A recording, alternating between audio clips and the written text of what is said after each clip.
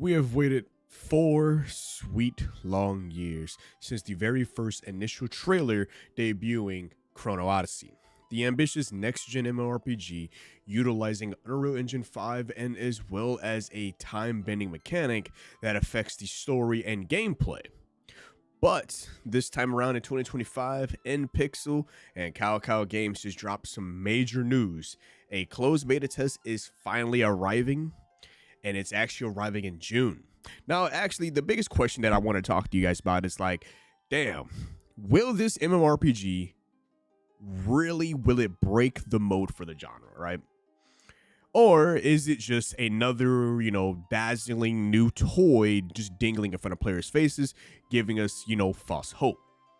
Right now, the MMO genre is like pretty dry.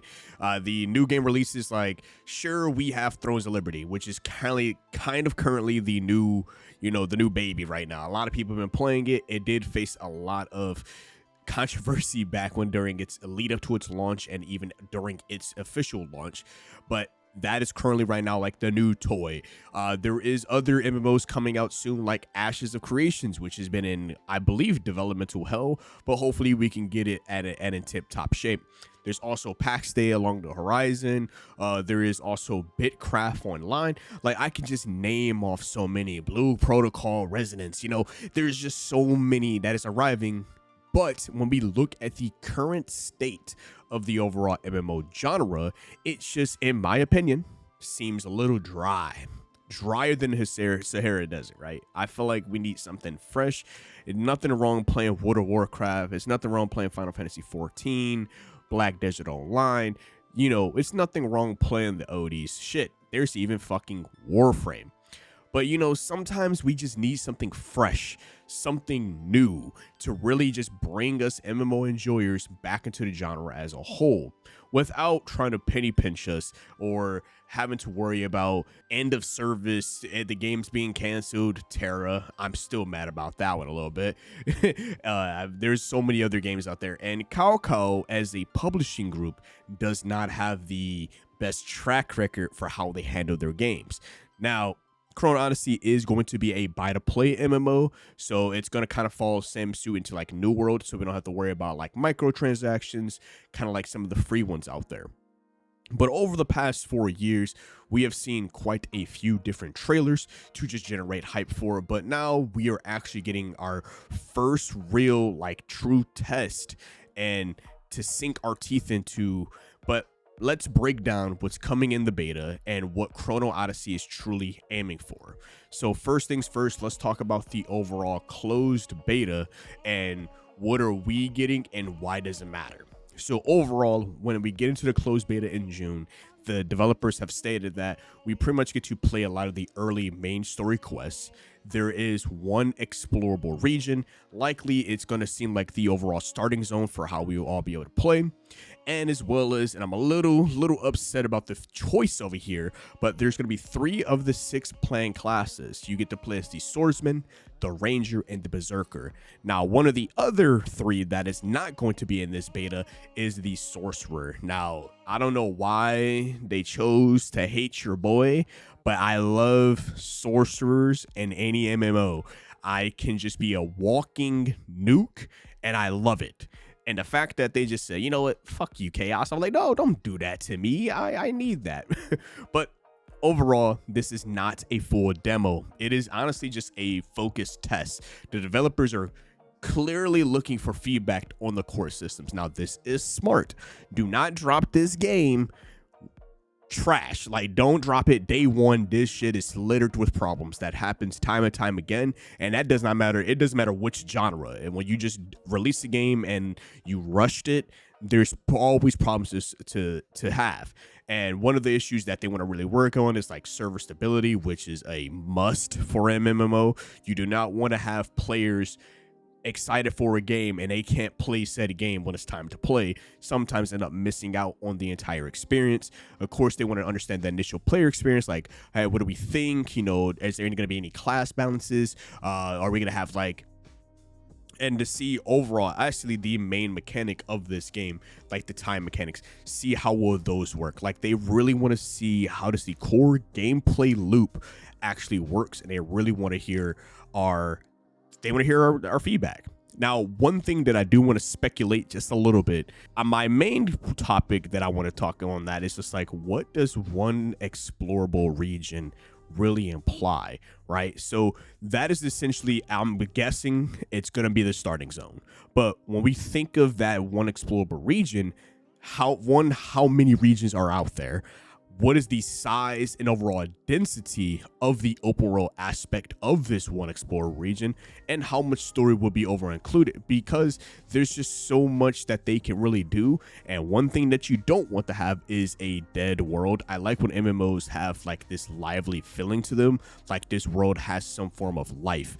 When it came to Fallout 76, when that game first dropped, it just seemed like the world was definitely much more deader than its, of course, single player counterparts. Fallout 3, New Vegas, Fallout 4. So what we really want to see, like, what exactly, how much can we explore this region? And if there is a lot to explore, there's a much density, and it's packed full of goodies and a lot of stuff that we can do, and there's a lot of different like economy based things, then that opens up like, damn, that means the other regions that are not explorable would actually have some good stuff inside of it as well. Moving on over to it is going to be a PC exclusive beta for right now. So if you wanted to actually sign up for the beta, it is already live on Steam. You can be able to check that out. But why does it matter? This just allows them to really just focus optimization into the overall beta. Now, the PC would not be really the like lead platform for full launch, mainly because there are console variants that are going to be able to get this as well. So for all my PlayStation boys out there, as well as my Xbox peeps, you actually get to try this out at a later date. So right now, just to clear the air, Chrono Odyssey's June closed beta is PC exclusive on Steam. Hopefully at some point in time that this will come out at a later date for consoles before we get the initial release, because you don't want to screw over the console guys either. Now, there are talks that there is going to be a progress wipes, and essentially, because mainly, once again, this is a test, not an early access. So that's another thing that they need to really hit home, is like, this is mainly to see if the game runs properly. Currently, right now, we are sitting well over 400,000 players, and I'm one of those people, because I've been waiting for this game for 4 goddamn years. So it is something that I actually want to just see. And like, you got 400,000 people.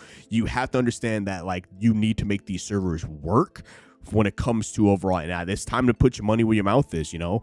It's like it's showcasing that there is a level of anticipation for the current state of the MMORPG genre, and as well as another question to go is like, are we really desperate and looking for something new that is truly just next gen? Because, you know, we're in 2025, you know, like a lot of the MMOs that you can definitely tell that they came out in the time period they came out, right? Warframe, I still remember, I think it was 2012, 2013, 2011, one of those over there. I still remember it back then. Black Desert Online is another one. World of Warcraft still feels like it's still back in 2004 with just slight visual upgrades. Final Fantasy 14 still looks the same from when it first. So like all of these MMOs just look the same. Elder Scrolls Online, that's another one. Now you can tell that these games are at the time period that they dropped and have they got their particular aesthetics. So there is anticipation to see like what exactly is players looking for, and this could open the eyes for the genre as a whole. Now, for some of you who are not aware, you're like, Chaos, what the hell is what is Chrono Odyssey? So I do want to talk a little bit about the overall gameplay mechanics about Chrono Odyssey. So first is the time manipulation sits at the very core premise of Chrono. So the artifact, which is called the Chrono Odyssey, allows us to really stop time around enemies. We can rewind their own personal time, which basically just allows us to dodge fatal blows or reattempt an action. We can put together some combos, and it's not a single class gimmick. Every class can utilize it. This is based on the overall story, which we'll talk a little bit about later, but it has a lot to do with this. Now, My question is, how exactly would this work in a large scale MMO environment? What are the potential balancing issues in PvP or raids if multiple players are constantly manipulating time? Now, it could be very chaotic. That's me. But it also can be very exciting combat. Everybody casting like time spells and things getting rewinded and then fast forward and stopped in their track. Like, there's a lot. This is a crazy thing to talk about, but overall, that's what's like. You don't have to reinvent the wheel, but the innovation, this is arguably probably the biggest differentiating factor from other MMOs, and it could redefine MMO combat, as some people are claiming. I remember when I think Terra first came out, it was talking like we're the very first to do this. This type of combat, which is a lot different from, the standard tab targeting. Like the action-based combat was like next level X, Y, and Z. So can this almost 10, 15 years later be that next redefining moment? Now, from overall, just looking at the overall trailers, you can see how fluid and active on how like the dodging and the overall weapon switching, and then all the monsters have like these crazy designs, but the overall combat should give you like that Black Desert Online type of feel, right? Where each type of class like has a specific type of skill that goes along with it, and as well as different move sets. But my biggest question is, overall, can an action combat system of this level and of dynamics truly translate to a large scale MMO with hundreds of players on screen? And can we run into latency issues? This goes back to that server stability, because I'm like, something has to add up. There's literally no way we have just thousands of players all controlling time. Overall, so we have the swordsman, ranger, berserker, paladin, the mage, and the assassin classes. Right now, as I said earlier, 3 are available in beta. They also can utilize 2 weapon types. It has unique skill trees. There is a huge customization when it comes to like gender, facial features. And my other thing is, with the time manipulation being universal, how will each class integrate it uniquely? Like, we can see bits and pieces of it in the trailers of like how each class utilize it, but it's just like, will there be a distinctive role for the time manipulation? Like, oh, maybe the tank can use time in a more defensive manner, a healer can use it more of a support system, and DPS has their just, you're looking like Virgil from Devil May Cry. And of course, we get the overall staples. Now, this goes back to that time manipulation as a point, because I'm like, when you're doing dungeons, raids, world bosses, open world events, PvP, and how will the time mechanics work? There is, of course, we want to have an economy in this world, harvesting, we can log, the whole nine. Like, but my thing is, how exactly is the time going to work in the dungeons and raids? And also, how will the economy be truly player driven, or will it be a little bit more gated? Because that is another topic that has been talked about when it comes to overall Chrono Odyssey's way of doing their economy based. So following up on what exactly is Chrono Odyssey, we got to talk about the story premise. The world is shaped by time and as well as conflict. So the overall core narrative, players are members of, and dear God, I've been having a stroke trying to say this name, but them motherfuckers over there. We are a special organization that is waging war against 12 different like Lovecraftian gods, and they look kind of surreal inside of the trailers, and it's just crazy to look at them. But essentially, we are in a fractured realm grappling with divine forces and cosmic horrors, and we pretty much have to solve some of the mysteries like through multiple eras, hence the time travel aspect. And we can go from like medieval kingdoms to these post-apocalyptic landscapes, and they showcase this throughout the trailer. But also, our time traveling little artifact isn't also just for combat. It can actually help us explore the past generations of the current world we're set in, basically revealing different ways of historical events and environmental changes that just shape the land. But my biggest question goes in about the story is, how deep will the story be? Will the time traveling element be integrated meaningfully into like questing and world building, or is it just a backdrop and it has no actual added effects behind that?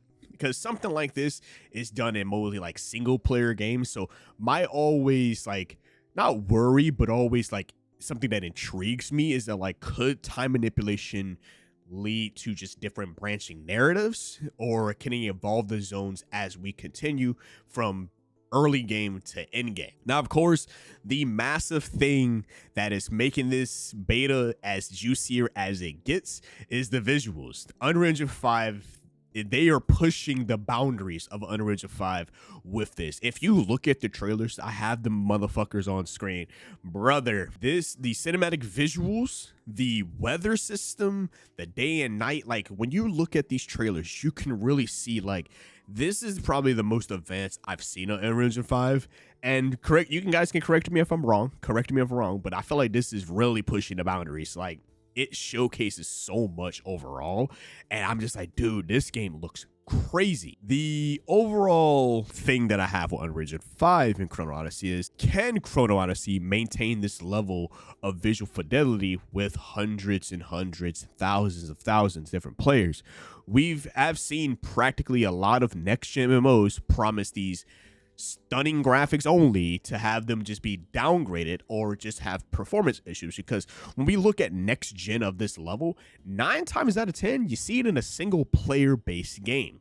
Hence why some devs don't actually go for the latest and greatest tech. They kind of just stick to their own guns, something that is a little bit more for them, so like more lighter engines to be able to craft their games, because sometimes we can't just push Unreal Engine 5.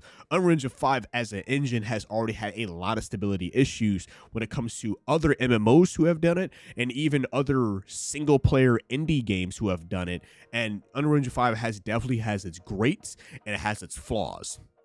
And overall, especially with Unreal Engine 5, is the system requirements. Sometimes these games can ask for a lot of people's PCs, and sometimes Unreal Engine 5 can be something that is not very good for older builds. So it is definitely something I am very willing have been to like really see. But my thing about this is, trailers have been impressive. Over the 4 years, the stuff that they have showed us have been really impressive, but how much is the actual gameplay versus the cinematics? And this is where the beta as a whole will answer all of these questions.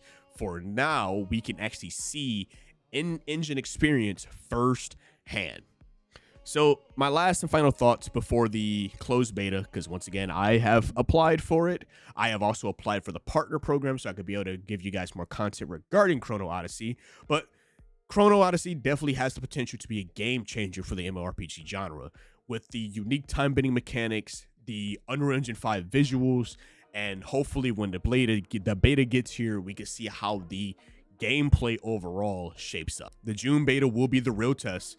And can it overall deliver on these ambitious promises, or will it practically just fall right into the MMO pitfall of all the other ones that are either struggling to survive, dead on arrival, or just not fun to come back to?